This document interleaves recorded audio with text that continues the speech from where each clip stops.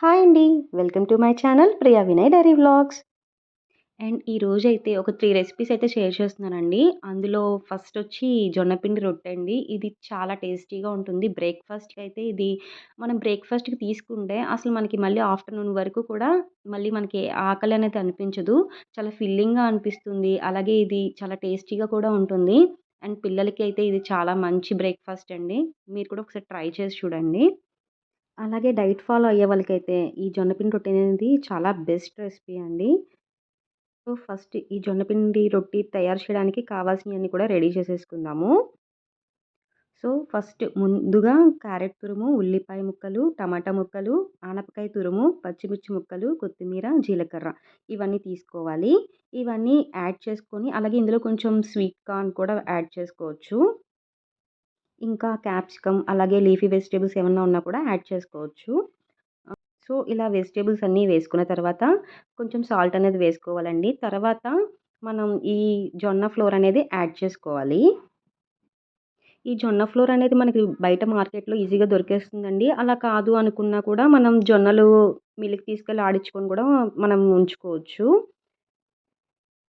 మాకైతే ఈ జొన్న ఫ్లోర్ అనేది మిల్లులో పట్టించిందయితే కొంచెం జిగురుగా ఉండి రొట్టె వస్తదనిపిస్తదండి. మీరు కూడా అలా ట్రై చేసి చూడండి.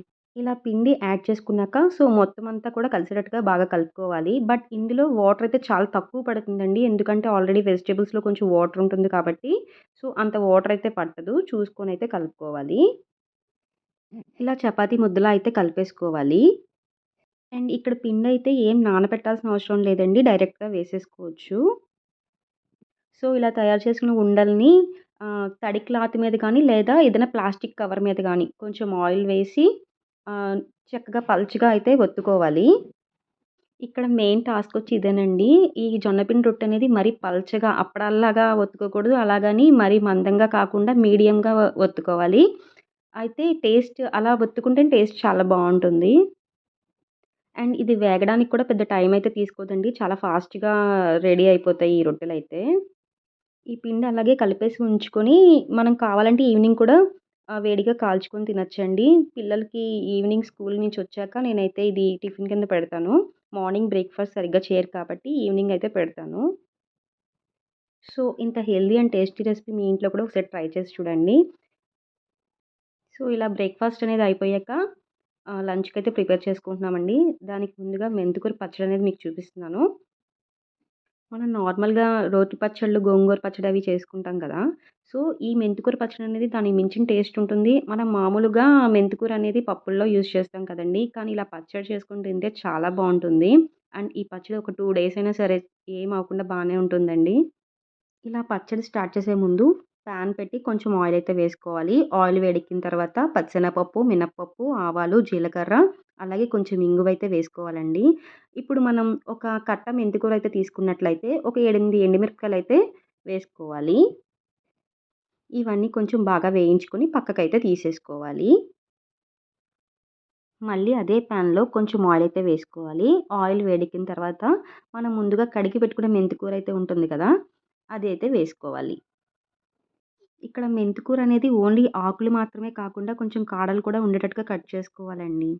ఇప్పుడు ఈ మెంతికూర ఆకులో కొంచెం చింతపండు, అలాగే కొంచెం ఉప్పు అయితే వేసుకొని బాగా కలుపుకొని మగ్గనివ్వాలి.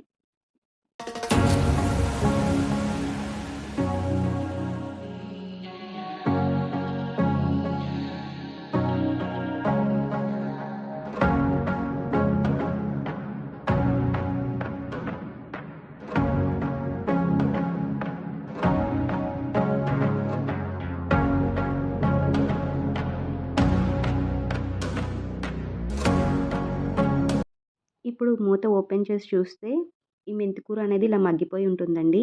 దీన్ని పక్కన పెట్టుకొని చల్లారపెట్టుకోవాలి. ఇలా మెంతికూర చల్లారేలోపు మనం ముందుగా వేయించుకున్న తాలింపయితే ఉంది కదా! దాన్ని మిక్సీకి వేసుకొని ఇలా పొడిగా అయితే చేసుకోవాలి. నెక్స్ట్ ఆ మెంతికూర ఆకు కూడా వేసుకోవాలి. తర్వాత ఇలా నూపొడిని కూడా కొంచెం వేస్తున్నానండి. మా ఇంట్లో ఎప్పుడు రెడీగా నూపొడం అయితే ఉంటుంది. లేదు అనుకుంటే మీరు ముందుగా తాలింపు అయితే వేయించుకున్నారు కదా! అప్పుడే కొంచెం నూపప్పు కూడా వేసి వేయించుకోవచ్చు. ఇలా నూపొడం అనేది వేయడం వల్ల ఇంకొంచెం ఎక్స్‌ట్రా టేస్ట్ అయితే యాడ్ అవుతుందండి. అండ్ ఫైనల్‌గా పచ్చడికైతే పోపు పెట్టేసుకోవడమే.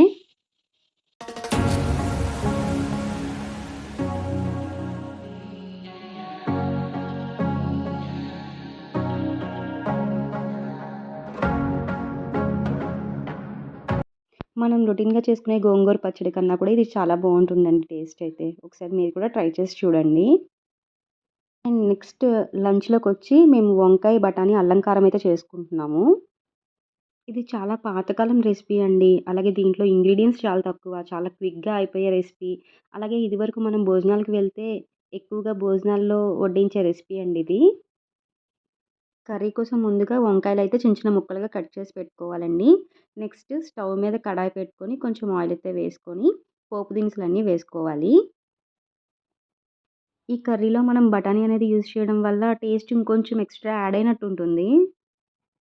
ఇలా బఠానీ కూడా వేశాక కొంచెం పోపంతా వేగనివ్వాలి. వేగిన తర్వాత మనం ముందుగా కట్ చేసుకున్న వంకాయ ముక్కలైతే ఉన్నాయి కదా! అవి కూడా వేసుకోవాలి. నెక్స్ట్ ఇప్పుడు కొంచెం రాక్ సాల్ట్ అలాగే కొంచెం పసుపు వేసుకొని బాగా కలుపుకొని మూత పెట్టి మగ్గనివ్వాలి. ఈ వంకాయ మగ్గేలోపు మనం కొంచెం కారం అయితే ఆడివి ఉంచుకోవాలండి. దానికోసం కొంచెం కొబ్బరి, అలాగే 2 ఇంచుల అల్లం ముక్కలు, 3 పచ్చిమిరపకాయలు కూడా ముక్కలుగా వేసుకోవాలి. అలాగే కొంచెం ఉప్పు వేసుకొని ఆ కారం అనేది మిక్సీ వేసుకొని ఉంచుకోవాలి.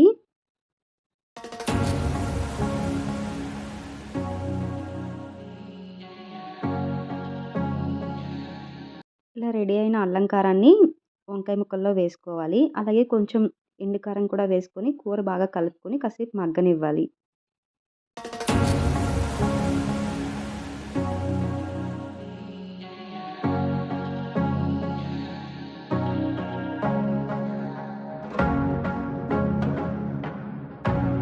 ఈ వంకాయ అల్లం కారానికి కాంబినేషన్‌గా కొంచెం ముద్దపప్పు అయితే వండుకుంటే వేడి వేడి అన్నంలో ఈ 2 వేసుకొని కొంచెం నెయ్యి కలుపుకొని తింటే టేస్ట్ చాలా చాలా బావుంటుంది. అలాగే ఈ వంకాయ కూరలో మనం ఉల్లిపాయ, ఎల్లిపాయ అనేది అసలు యూజ్ చేయం కదా! కాబట్టి ఎప్పుడైనా మనం పూజ చేసుకునే రోజులప్పుడు కూడా ఈ కూర వండుకోవచ్చు. లాస్ట్‌లో ఫైనల్‌గా కొంచెం కొత్తిమీర వేసుకుంటే సరిపోతుంది. కూరైతే రెడీ అయిపోయినట్టే. టుడే రెసిపీస్ అయితే ఇవేనండి. అండ్ బ్రేక్‌ఫాస్ట్‌లో చేసిన జొన్న పిండి రొట్టె అయితే తప్పకుండా ట్రై చేసి చూడండి. అలాగే మీకు ఈ వ్లాగ్ నచ్చినట్లయితే please like, share, comment. And కొత్తగా ఎవరైనా నా ఛానల్ చూస్తున్నట్లయితే ప్లీజ్ సబ్స్క్రైబ్ చేసుకోండి. అలాగే పక్కనే ఉన్న బెల్ ఐకాన్ అయితే క్లిక్ చేయండి. మళ్ళీ నెక్స్ట్ వ్లాగ్‌లో కలుద్దాం. బాయ్.